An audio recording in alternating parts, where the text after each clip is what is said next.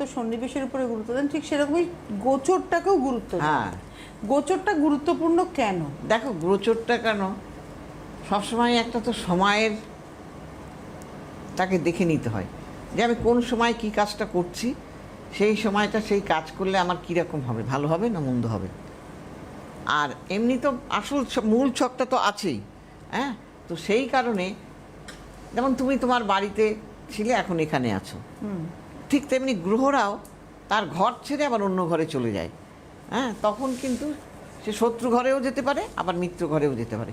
শত্রু ঘরে গেলে শত্রুর মতো ফল দেবে, আবার মিত্র ঘরে থাকলে মিত্রর মতো ফল দেবে। আমি দেখেছি আপনি গোচরে গ্রহদের অবস্থানকে কেন্দ্র করে ভালো কথা বলেন, মানে কোন কোন রাশির ভালো হবে। যেমন এই যে বৃহস্পতি অশ্লেষা নক্ষত্রে যাবে, হ্যাঁ, বৃহস্পতির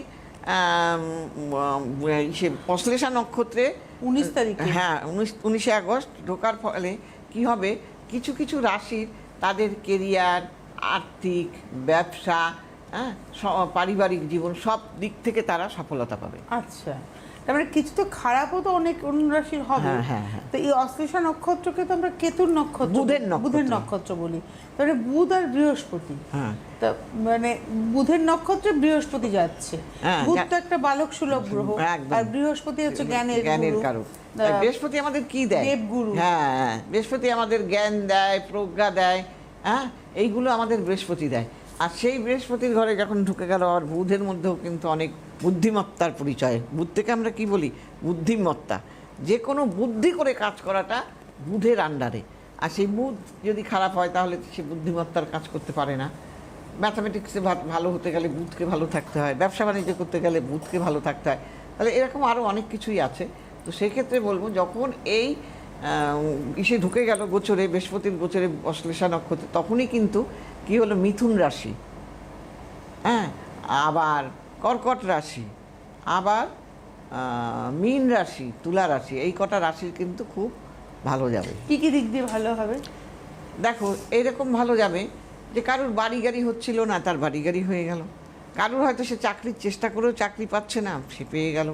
আবার কারুর হয়তো তুমি দেখো পাওনা টাকা কিছুতেই সে পাচ্ছে না, সেই টাকাটা পাওয়ার একটা রাস্তা খুলে গেল। আবার কেউ হয়তো ব্যবসা বাণিজ্যের টাকা তার আটকে গেছে, সেই টাকাটা সে পাচ্ছে না, তখন কিন্তু একটা সেই টাকাটা পাওয়ার একটা জায়গা চলে আসবে। এইভাবে আর কি, মানে যে কোনো ফিনান্সিয়ালি তাকে মানে গেইন করবে। হ্যাঁ, কেউ আবার উচ্চ পদ পাচ্ছিল না কর্মক্ষেত্রে, তা সেই উচ্চ পদটা পেয়ে গেল। তাহলে এই আবার কারুর হয়তো দেখবে পারিবারিক জীবনে অশান্তির জায়গাটা, সম্পর্কটা খারাপ দিকে যাচ্ছিল, সেই জায়গাটা থেকে সে একটা মধুর জায়গায় চলে আসলো। তাহলে এইগুলো তো একটা বড় প্রাপ্তি না?